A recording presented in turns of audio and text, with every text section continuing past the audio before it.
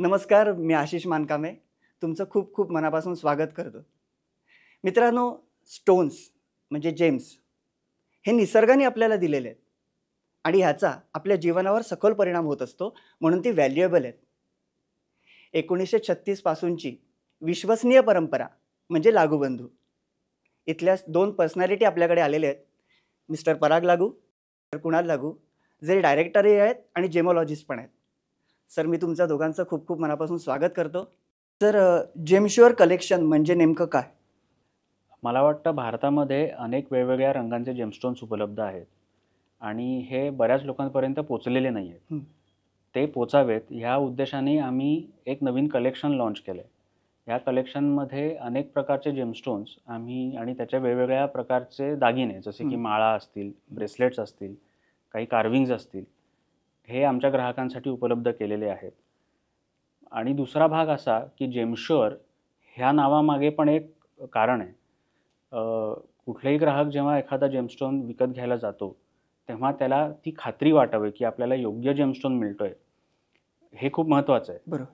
तर लागूबंधू हे नाव कायमच जेमस्टोन्सशी निगडीत राहिलेलं आहे आणि त्यामुळे आमचा सखोल त्याच्यात अभ्यास आहे जेमस्टोन्समध्ये. तर आम्हाला ग्राहकांना हे सांगायचं आहे की आमच्याकडे तुम्हाला योग्य तेच खडे मिळणार आणि त्याची श्युरिटी नक्की राहील. म्हणून जेमश्युअर हे नाव आम्ही निवडलं आहे. हा एक ब्रँड नेम व्हावा आणि प्रत्येक घरात पोचावा अशी आमची इच्छा आहे. ओके.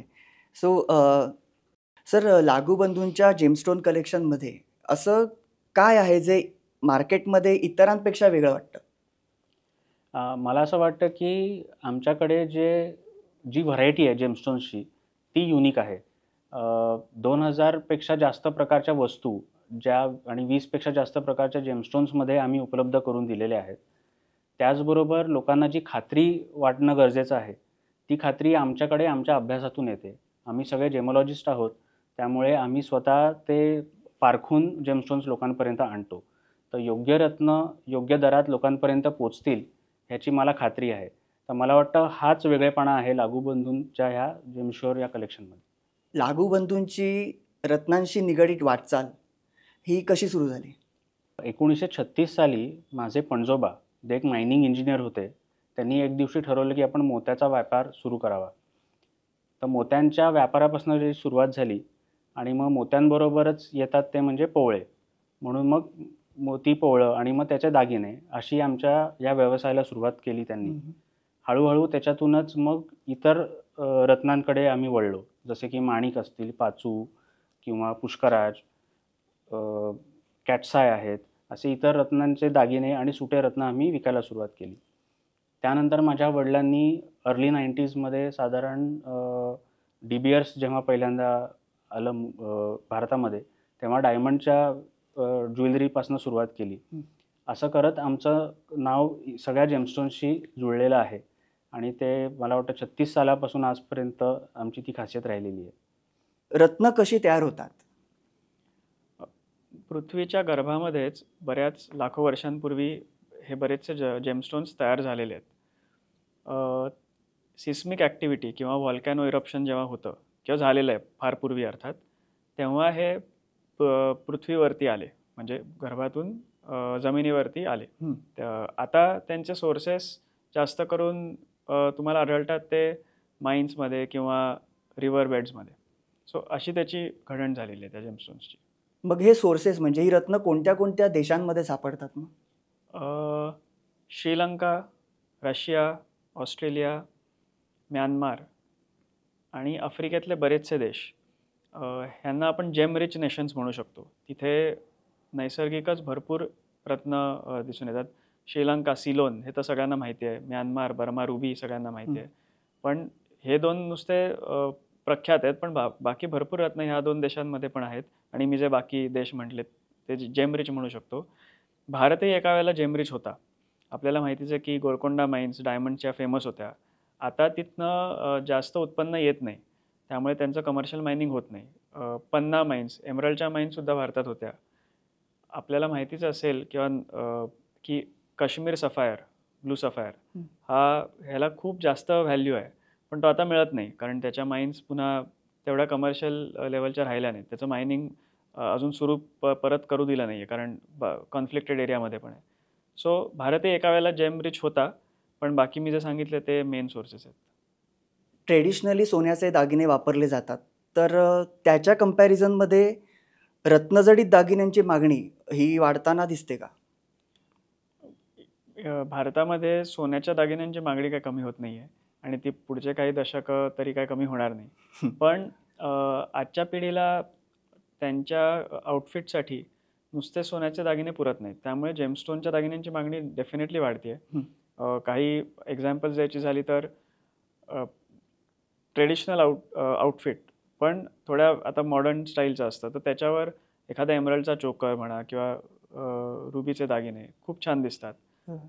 कंटेम्पररी आउटफिट असेल तर आजकाल आम्ही बघतो की ब्लू सफायर प्रेफर्ड आहे. परत नीलमचा खडा मगाशी उल्लेख झाला त्याचा. सो हे दागिने आता ह्यांची डिमांड वाढते आहे. थोडं लोअर प्राईस पॉईंटचं म्हणायचं झालं तर तुर्मलींच्या माळा विविध रंगात येतात त्या, किंवा ॲगेटच्या माळा आहेत. तर हे दागिने आता आमच्याकडे ह्याची डिमांड वाढत चाललेली आहे दिवसेंदिवस. भारतात रत्नजडित दागिन्यांविषयी तुमचं काय विजन आहे? आपण जसं परदेशी जातो, फॉर एक्झाम्पल इटलीला गेलो तर तिथल्या बॅग्स घेऊन येतो आणि इथे मिरवतो. UK फ्रान्सला गेलं तर तिथली हाय फॅशनचे कपडे आपण घेऊन येतो आणि इथे मिरवतो. तसं परदेशातले लोक जेव्हा भारतात येतील तेव्हा त्यांनी काय परत नेलं पाहिजे? तर आता आपल्याकडे बघितलं तर खंबातसारखं जेमस्टोन कटिंग सेंटर आहे. प्रत्येक राज्याची विशेष कारागिरी आहे ज्वेलरीतली. सुरत हे जगातलं सर्वात मोठं डायमंड कटिंग सेंटर आहे आणि हे सगळं एका ठिकाणी मिळून येतं म्हणजे मुंबईचं झवेरी बाजार. तर एवढी आपली कलाकुसर असताना जेव्हा ते म्हणजे परदेशातनं कोणी इथे येईल तर जेमस्टोन अँड ज्वेलरी डेस्टिनेशन आहे हे, आणि आम्ही इकडचे दागिने परत घेऊन जाऊन दाखवणार आहोत. अशी आपली ओळख क्रिएट झाली पाहिजे भारताची, हे विजन आहे. आजच्या आधुनिक दागिन्यांमध्ये कोणती रत्न जास्त ट्रेंडमध्ये आहेत? थोडं हाय व्हॅल्यू स्टोन्समध्ये विचार केला तर ब्लू कलर किंवा पर्पल कलरचे, जसं ब्लू सफायर आहे, टॅन्झनाईट आहे, ॲमेथिस्ट आहे, ही रत्न आजकाल आमच्याकडे ह्याच्या ऑर्डर्स येतात. लोक डिझाईन स्वतःची घेऊन येतात किंवा आम्ही त्यांना सजेस्ट करतो आणि खूपच कंटेम्पररी स्टाईलची डिझाईन्स ह्यात आम्ही बनवून दिलेली आहेत. सो हे काही प्रचलित आहेत. रिसेंटली आपण बघितलं तर एमरल्डचे लॉंग नेकलेसेस, ही म्हणजे हाय व्हॅल्यू ज्वेलरीतलं मी म्हणतोय, हे खूप चालत आहेत सध्या. आणि मग एमरल्ड म्हटलं की जनरली ग्रीन कलरच्या माळा, मग त्या कोणाला अगदी हाय व्हॅल्यू नसेल तर ग्रीन ॲव्हेंच्युरिनमध्येही बनतात, ऑनिक्समध्येही बनतात. पण त्या टाईपचं ॲक्सेसरायझेशन होतं आहे लग्नांमध्ये, संगीतला किंवा त्या सगळ्या सेरेमनीजमध्ये, दिवाळी सणावारीसुद्धा. अगदी आपण म्हटलं की अफोर्डेबल रेंजमध्ये तर ब्रेसलेट्समध्ये आजकाल पायराईटची ब्रेसलेट्स आहेत, ॲगेटची ब्रेसलेट्स आहेत. लोकांना गन मेटलची सुद्धा ब्रेसलेट्स घालायला आवडतात. सो ह्या काही ट्रेंडी गोष्टी आहेत ज्या सध्या चालू आहेत मार्केटमध्ये. आणि म्हणजे आत्ताच्या जेमश्वर फेस्टिवलमध्ये ह्यातले बरेचसे प्रकार उपलब्ध आहेत. जेमस्टोन्स खरेदी करताना म्हणजे कस्टमर्सने कोणत्या गोष्टी लक्षात घ्याव्या? जेमस्टोनचे दागिने जर विचार केला तर मुख्य म्हणजे काय त्यांची स्टाईल आहे, पर्सनल स्टाईल काय आहे, कुठला रंग आवडतो, कुठल्या आउटफिटवरती घालायचं आहे, याचा विचार करून आले तर तुमच्याकडे एक दिशा असते की म्हणजे मला निळ्या रंगाचे जेमस्टोन्स बघायचे. मग बजेटचा पार्ट आला की मग मला एकदम ओरिजिनल हाय व्हॅल्यू हवेत का मला मल्टिपल गोष्टी घ्यायच्यात, त्यामुळे मला मिड रेंजचे हवेत, कारण आपल्याकडे बऱ्याच सेगमेंट्समध्ये जेमस्टोन्स अवेलेबल आहेत नॅचरलमध्ये. सो हा दुसरा विचार करायला पाहिजे. आणि मग तुम्ही कुठनं घेताय, जेन्युनिटी शेवटी असायला हवी. कारण तुम्ही जो काय स्टोन असेल किती व्हॅल्यूचा असू दे, पण तोच स्टोन तुम्हाला मिळतोय का ह्याची खात्री असायला पाहिजे. सो तो तिसरा पॅरामीटर आहे की तुम्ही कुठनं घेताय, म्हणजे तुम्ही जे घेताय त्याच्याबद्दल तुम्हाला अश्युरन्स असायला पाहिजे. तुमच्या मते कोणत्या जेमस्टोनना जास्त पॉप्युलॅरिटी मिळायला हवी? मला असं वाटतं की भारतामध्ये नीलम किंवा ब्लू सफायर ह्याला शनीचा खडा म्हणून मानलं गेलं आहे आणि हे नाव त्याला जोडलं गेल्यामुळे एक वेगळा अर्थ त्याला लाभलेला आहे. तर पण मला वाटतं की तोच सगळ्यात सुंदर एक खडा आहे, कारण त्याचा रंग अतिशय पाहण्यासारखा असतो आणि तो वेगवेगळ्या ज्वेलरीमध्ये पण फार उठून दिसतो. तर मला असं वाटतं की ह्या खड्याला पाहिजे तेवढी पॉप्युलॅरिटी मिळालेली नाही आणि आता जगामध्ये ब्लू सफायरचा ट्रेंड खूप वाढतोय. तुमच्या करिअरमध्ये किंवा पर्सनल लाईफमध्ये एखादी संस्मरणीय रत्नांशी संबंधित अशी कोणती तरी आठवण काही सांगाल तर? एक छान आठवण आहे. आमचे कस्टमर आहेत जे आमच्याकडनं नेहमी जेमस्टोन घ्यायचे आणि असंच एकदा ते आले होते दुकानामध्ये. मला वाटतं ते कुठेतरी परदेशी जाऊन टर्की का असं कुठल्या तरी देशातून आले होते आणि ते एक खडा घेऊन आले आमच्याकडे आणि ते सगळ्या सेल्स पर्सनला दाखवू लागले की हा खडा बघा, हा युनिक खडा आहे, तुम्हाला कुठेच बघायला मिळणार नाही, मी खास त्या टर्कीवरनं आणला आहे वगैरे. नेमकाच मी तिथे होतो आणि माझ्या जेमोलॉजीच्या अभ्यासामध्ये तो खडा अनेक वेळा ॲक्च्युली येऊन गेला होता. त्यामुळे मी तो खडा पाहिला आणि चटकन ओळखला.